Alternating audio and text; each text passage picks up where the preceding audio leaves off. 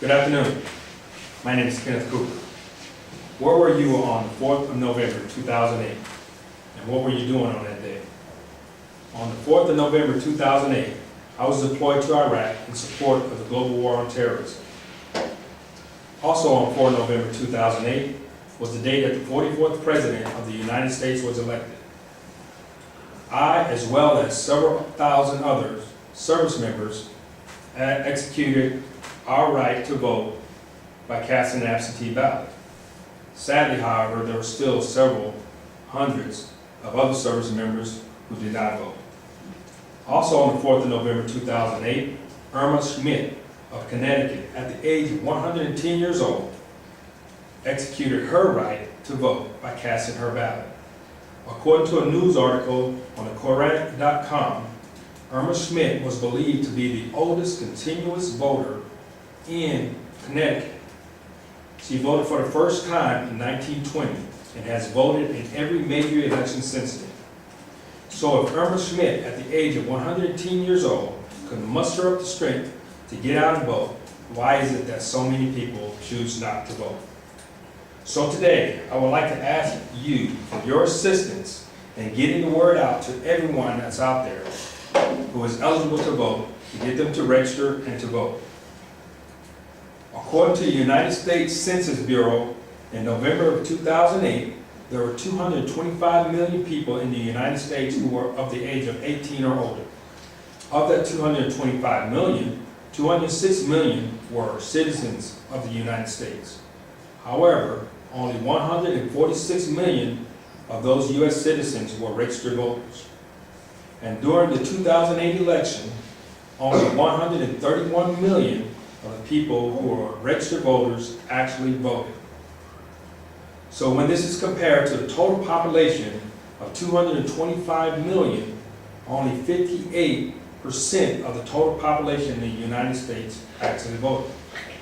However, when you compare this to the total number of the 146 registered voters in the United States and 131 that actually voted, it is 90% of the registered voters who actually casted their ballot. Keep in mind that not everyone in the United States is eligible to vote. There are 19 million people that are not U.S. citizens. However, there are still 60 million people who are U.S. citizens and who are not registered as voters. For the United States citizen to be able to vote, or someone that are not able to vote, it is because they have federal convictions. And then there are some people who may be so severely physically handicapped or mentally handicapped that they are not able to vote. So the question is, why are people exercising their right to vote? I conducted a survey on social network and polled 200 people and asked this question. Of the 200 people, I got 102 that replied. Of that 102 that replied, 75 stated that they were registered voters and that they vote in the elections. Of the other 17 that replied, they stated that they were not registered voters and felt that their vote didn't matter, so that that's why they didn't vote.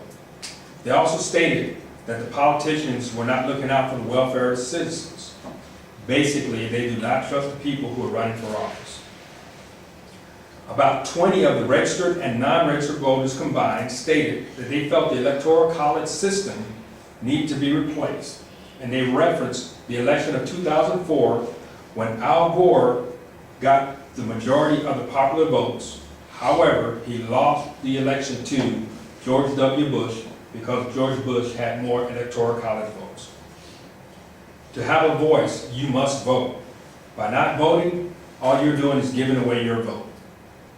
You must settle for who wins and the decisions that they make because you chose not to vote. So why should you vote? Besides it being your constitutional right, it is a way to be heard. It is how we tell our elected officials what we want and what we stand for. Understanding that the person that you vote for may not be the one that gets elected. However, if you don't vote, you will never find out if they will get elected. To decide to vote or not to vote, it is your choice, but the Constitution gives you that right. Some advocates would suggest that by passing a law to force people to vote would be the best thing to do. Currently, there are 33 countries that have laws that make it illegal for you not to vote.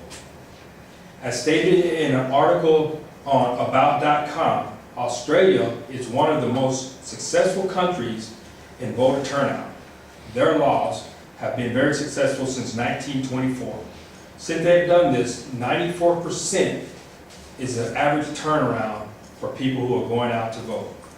I'm not suggesting that laws should be passed to force people to go out and vote, but I do believe that every citizen has a responsibility to vote.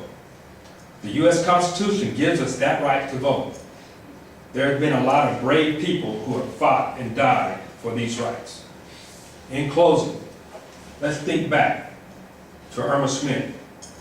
She was 110 years old and has voted in every major election since 1920. There is no doubt that she has a strong sense of pride, courage, responsibility, and dedication. Once again, to be heard, you must exercise your right to vote. Get out and vote. Tell the elected officials what you stand for. Now let's look back at the U.S. Census once again and think about this.